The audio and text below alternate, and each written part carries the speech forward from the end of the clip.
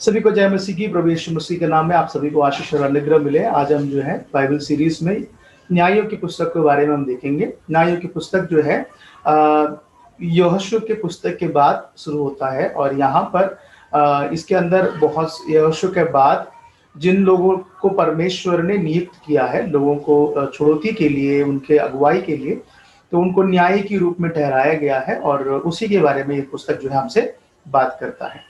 न्याय की पुस्तक का अगर हम सारांश में देखें तो इजरायलियों का हार या उनका अनाज्ञाकारिता के बारे में यहाँ पर हम देख सकते हैं। फेलियर ऑफ इजराइल करके हम बोल सकते हैं। यहोशू के बाद की जो पीढ़ी है, जो कि जिन लोगों को यहोशू ने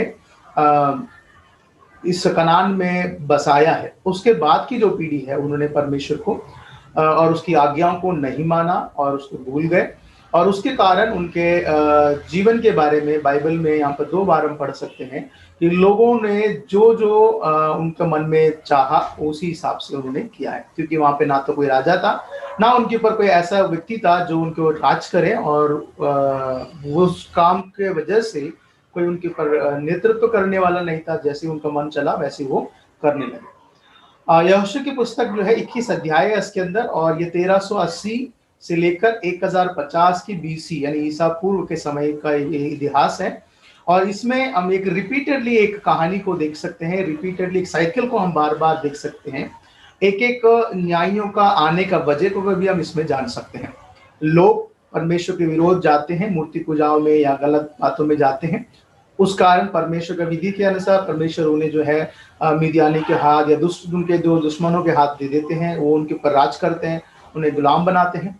उस दशा में लोग जो है परमेश्वर को पुकारते हैं और परमेश्वर जो है उनके ऊपर दया कर वो अपने लोगों में से किसी को खड़ा करते हैं, उसके ऊपर उनके हाथ परमेश्वर की आत्मा होता है और वो लोगों को छुटकारा दिलाता है। फिर से उस व्यक्ति के मृत्यु के बाद या उस व्यक्ति के समय काल के बाद, उस न्याय के समय काल के बाद लोग जो है फिर से परमेश्वर के विरोध जाते हैं और फिर परमेश्वर उन्हें उनके हाथों में, उनके शत्रु के हाथ में देते हैं। फिर परमेश्वर को दुहाई देते हैं।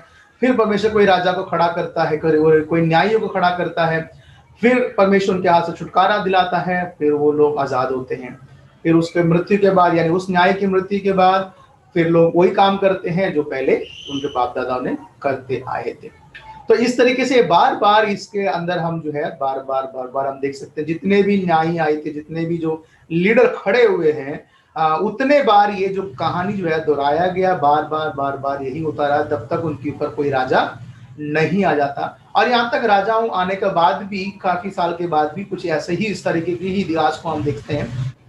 पर इस पुस्तक के अंदर की जो इतिहास है वो राजा नहीं है किसी इनके ऊपर कोई शासक नहीं है, अगुवे हैं, लीडर्स हैं, न्यायी हैं जिसको हम जजेस कहते हैं। उनके ऊपर परमेश्वर का आत्मा होता है और परमेश्वर की आत्मा उन्हें जो है अगुवाई करता है।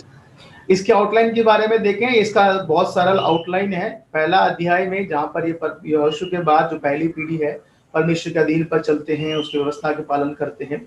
फिर उसके बाद जो है दूसरा अध्याय में से हम देखते हैं ये मूर्ति पूजाओं में और वहाँ के लोगों के, कनानियों के साथ शादी करने, विवाह करने में वो पहुंच जाते हैं। और 3 अध्याय से लेकर हम 16 अध्याय तक ये जो मैंने कहा था जो रिपीटेड स्टोरी है, बार बार दोहराए जाने वाला जो इंसिडेंट है, लोग पाप करते हैं, लोगों ने पाप किया, परमेश्वर उन्हें शत्रु के हाथ सौंप दिया और लोगों ने प्रभु को दुहाई दी और परमेश्वर ने उनके लिए एक न्याय को खड़ा किया, एक लीडर को खड़ा किया और वो लीडर जो है इनको छुड़ाता है। फिर जब तक वो रहता है तब तक सब सही चलता है, फिर उसके बाद फिर से लोग जो है अपने ही गलत कामों में जाते हैं। तो ये चीजें रिपीटेडली आते हुए हम इस पुस्तक के अंदर देख सकते हैं। फिर 17 अध्याय से लेकर 21 अध्याय जो है इजराइल के इतिहास में बहुत ही खराब अध्याय है, क्योंकि यहाँ पर आइडल वर्शिप के बारे में देखा जाता है और यहाँ पर जो है इमोरलिटी यानी अनैतिकता के बारे में, जो कि अन्य जातियों में भी नहीं करा जा सकता, ऐसे ही अनैतिक एक काम के बारे में देख सकते हैं जो कि बेंजामिन गोत्र के द्वारा किया जाता है। फिर अंतिम अध्याय में हम वही देखते हैं, फिर से लोग जो है बिना चरवाहे की भेड़ की तरह रहते हैं, अपने अपने मन में जो कुछ भी आया वो करने लगते हैं। हमारे जो इस पुस्तक के अंदर बहुत से जो न्यायी हैं उसके बारे में थोड़ा सा देखेंगे। पहला जो है उतनीएल, फिर यहूद, फिर शम्गार तीसरे अध्याय में देखते हैं, जिनको 4 से लेकर 5 अध्याय में दोबारा और बाराक के बारे में देख सकते हैं। 6 से लेकर 8 अध्याय में देख सकते हैं गिदयोन के बारे में। 10 अध्याय में तोला और जाइर के बारे में देख सकते हैं, और 11 और 12 अध्याय में हम जप्ता के बारे में देख सकते हैं। 12 अध्याय में इब्जान, एलान और अबदोत के बारे में देख सकते हैं। फिर 13 से लेकर 16 अध्याय में हम सिमसोन के बारे में, सैमसन के बारे में हम देख सकते हैं। और जितने यहाँ पर 11 से ज्यादा जो न्यायी हैं, इनमें से काफी लोगों के बारे में कुछ ज्यादा लंबा डिटेल नहीं दिया गया है, उन्हें छोड़कर, जैसे कि देबोरा के बारे में, गिदयोन के बारे में, जप्ता के बारे में और सिमसन के बारे में।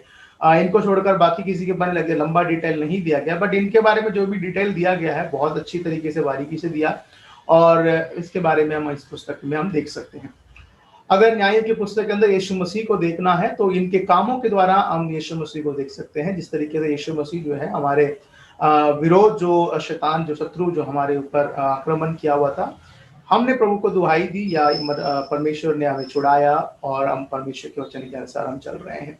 और ये जो न्यायाधीश परमेश्वर है, ये कभी मरेगा नहीं, कभी मिटेगा नहीं, ये सदा के लिए रहने वाला परमेश्वर है। अंदर से अगर आप अपने जीवन के लिए कुछ सीखना चाहें तो don't compromise with the world, कि संसार के साथ समझौता ना करें। जैसे पौलुस कहता है कि संसार के सदस्य ना बनो, क्योंकि यहाँ पर कनान, जो इस्राएलियों के अंदर सबसे बड़ा समस्या ये थी कि उन लोगों ने पूरी तौर से कनानियों को अपने अंदर से नहीं निकाला। इसके कारण उन लोगों ने जो है उनका साथ संबंध करना, उनके साथ शादी करना, उनके से उनके जो कल्चर में जाना, सांप्रदायिक में बढ़ने का कारण बन चुका है। और अपने परमेश्वर को ना भूलें कभी भी, चाहे वो किसी भी अवस्था में क्यों ना हो। आप पुकारेंगे तो परमेश्वर आपको कभी नहीं भूलता है, चाहे आप भूल जाएं तो आपको नहीं भूलता। वो हमेशा आपकी पुकार को सुनता है, वो आपके लिए उत्तर देता है। इस तरीके से यशायाह की पुस्तक में लिखा है कि जब तुम मुझे पुकारेगा, मैं तुम्हारे लिए दौड़ कर आके तुम्हारे लिए मैं मदद करूंगा करके कहने वाला परमेश्वर है। तो आज हमारे लिए इस पुस्तक से हमने जो बातें सीखी है, तो हम इस संसार के सदस्य ना बने। हम संसार में तो हैं, परंतु परमेश्वर वचन के अनुसार अपने जीवन को बिताने की कोशिश करें, और प्रभु में हम बढ़ते रहें। फिर अगली वीडियो में मिलेंगे। अगर आपको वीडियो अच्छा लगा तो जरूर इसको शेयर, सब्सक्राइब और इस कमेंट जरूर करें, और फिर अगली वीडियो में मिलेंगे। और हमारे और भी वीडियो देखने के लिए बाइबल सीरीज के सब्सक्राइब जो चाहे प्लेलिस्ट है उसमें चेकआउट करें, और भी बाइबल के एक पुस्तक के बारे में आप जान सकते हैं। सबको जय मसीह की, प्रभु सबको आशीष करें। धन्यवाद।